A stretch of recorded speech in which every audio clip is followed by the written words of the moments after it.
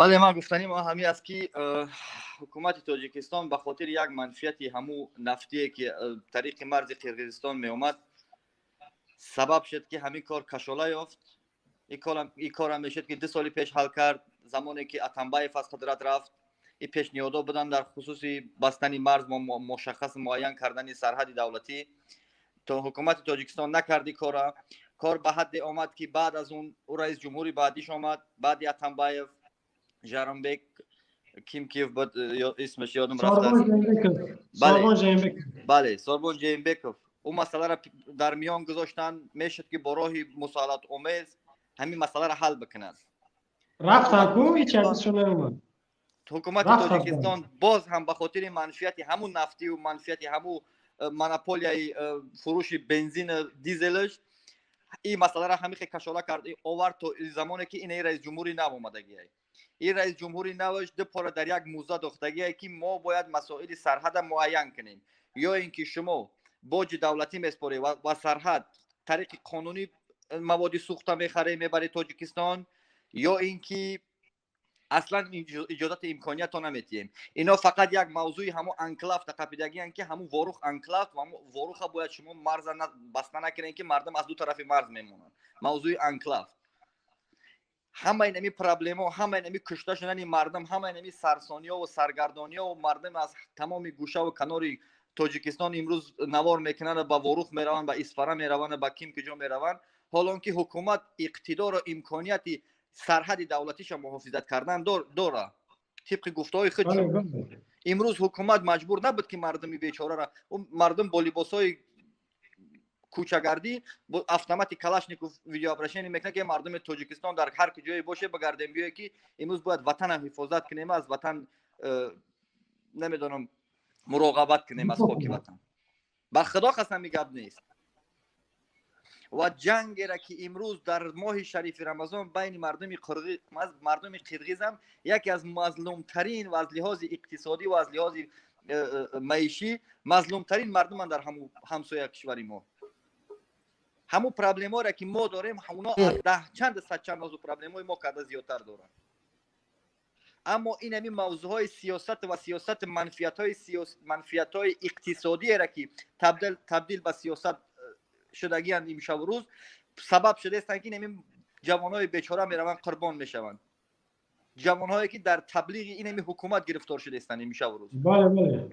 من واقعا هم شخصا جنگ بین یک قرقیز یک تاجیک یک جنگ برادرکشی میدونم، زیرا که اونها هم یک مردم مظلومند، اونها هم به حیث یک مسلمانند و در ماه شریف رمضان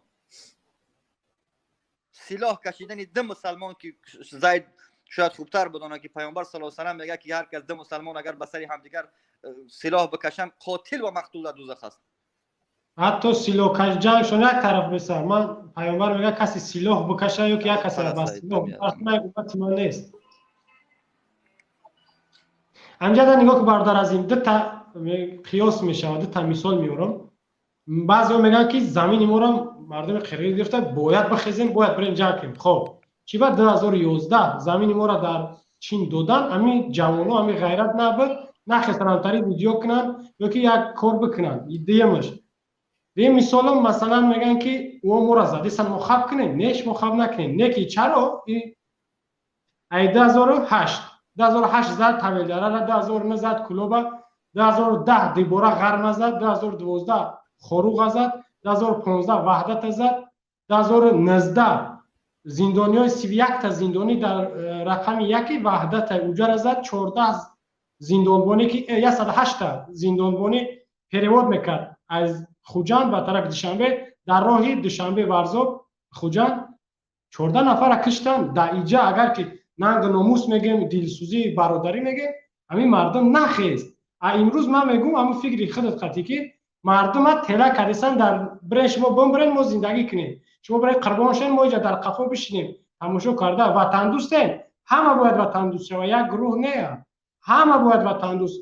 گنرالم، سربازم، نمیدونم عسکرم، گفتی خودت که اول باید که ارمیه را پیش بدروره تنج کش نتونیست، بعد از همون شهروندانی که خدمت کردگی هم سلاح یا که همون یراق هم میفهمد بعد به تنشون بران ایازی تبلیغ دارن که بیان ما جنگ کنیم. این درست میفهمم ایره. مرحبا برادر یقین عظیم یقین بله صحبت کنید شما.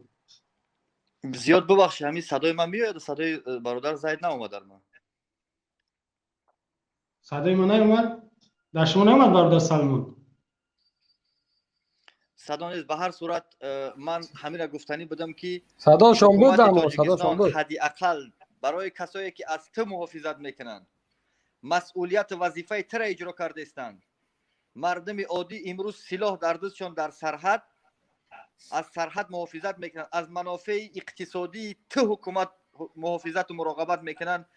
حداقل یک روز ماتم ملی به خاطر کسایی را که در سرحد مردگیان یک روز هم حداقل روز ماتم ملی اعلام کنین.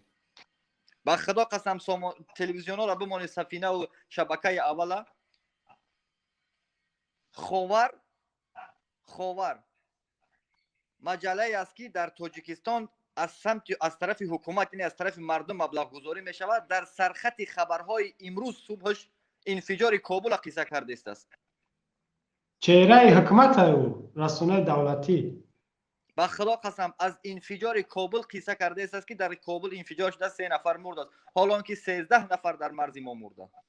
حالا که تمام سامانه‌های اینترنتی پر از گپ مردم ویدیوهای مردم که مردم انبوه ویدیو کرده استند از مناطق گوشه و کنار کشور. برادر عزیز 18 نفر اگر بخوای من یارو دونه به دونه میخوانم 18 نفر من جا نوشتم شون قربان شدگی ها ای مردم ما و شما 18 نفره بیش از 130 نفر اینجا 130 نفر جراحت برداشتن یعنی زخمی شدن. برآمد برادر عظیم. خب هم جمعه خاموش برادر سلمان همیاره و چند گفتنی دارم بعد ان شاء الله خارج میشم ای افیر. هموطنان عزیز ما آواز میام برادر سلمان.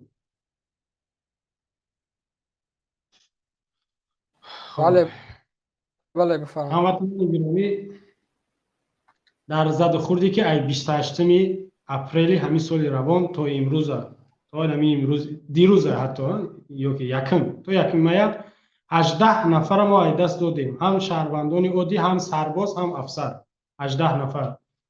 متاسفانه بازم دوباره همدردی تعزیه ما بیان میکنم میرسونم به خش تبار نزدیکاشون که در این حادثه بسیار بگیم دهشت‌آور در این جنگ خونین جان خودشون ای دست دادن. خداوند رحمت و مغفرتشون کرده باشه. یکم نفر حکمت الله محکم موی 26 ساله دیگر من فکر کنم چارکوه و اسفره و فرخار ترسوزاده نامشون نگرفتن نام مملکت شهرهاشون در کار نیست. دیگه ابراهیم خان هاشم زاده 26 ساله، سوم دلیر شیرالی زاده، چهارم حسین جان شریفو، پنجم صلاح الدین گدای افسر 28 ساله مایور صاحب 3 فرزند، هفتم بختیار محمودو اسفره، هشتم نکروز غفورو 28 ساله، نهم شیرالی رحمتزاده سرباز، دهم سفر نبی سرباز، 11م امیدجان یوسفی 32 ساله، 12م شیرالی رحمتزاده سرباز، 13م سفر نبی سرباز، 14م محمدالله رجب ولی زاده افسر 26 ساله عمان در وکیده، 15م جسورجان سویرقل 28 ساله، 16م حسن اکبروی 31 ساله، 17م صابر وهابوی 51 ساله این مردی کلان سال و 18م منوچهر قلندروی 40 ساله نفرایی بودن که در همین زده خورد 3 روزه در مقابل مردم قرقیزستان کشته شدند. یعنی که از مردم قرقیزستان هم مردن. ما خیلی غضب نکنیم لعنت نفرین تنها با او نکنیم، از مردم ما هم او را کشتن او هم او را کشتن. یعنی یک جنگی اگر بگم برادری یا که یک قریب فرهنگ مون یک دین مون یک بین یکدیگر یا نفهمی شد و جنگ شد. خیلی که برادرها گفتن که بعضی منفعت‌های رژیم دیجا به هر حال مردم ما و شما باید اول پیش از جنگ رفتن پیش از یک کار دست زدن یا که در اومدن در یک میدان باید بدونن که برای چی میدروین. خرابان شدن ما و شما این باعث زندگی یا که آزاد بدن کیف صفای رحمان و فضل. چرا او قربان نمیشن؟ چرا او خودشون نمیروند یا که خودشون یک دهن نمیکنن؟ با این همین نفرها همدردی بیان نکردن. خیلی برادرها گفتن صابر یا صدیر جپارو پرزیدنت نوی قرقیزستان مردمش همدردی بیان کرد. وزارت تندرستیش حسابات داد که 13 نفر موفات کرد 150 نفر جراحت‌های وزمین برداشتن در همین زدخوردی 3 روزه وزارت تندرستی قرقیزستان.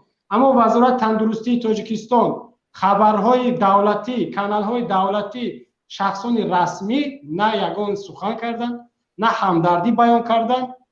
این خیلی نمیشود. همین نفرایی که جان دادن در همین مرز یا همچون یک قهرمان میگیم یک شخصای شایسته باید که از جانب حکومت تا وقتی که زنها و فرزنداشون یعنی در قید حیات هستن باید کمک پولی به خاطر ارواح همین نفرایی که جان دادن باید که کمک شود، یعنی کمکی حکومت رسانده شود، نه اینکه از مردم عادی بگیرن او را کمک کنید. اما این کارا نمیکنید. اما چندی بار شاهد شدیم. باید ما یورا مجبور کنیم و یورا تبلیغ تشویق کنیم بگیم شهیدا را شهدا را تا رژیم یک کمک بکنه.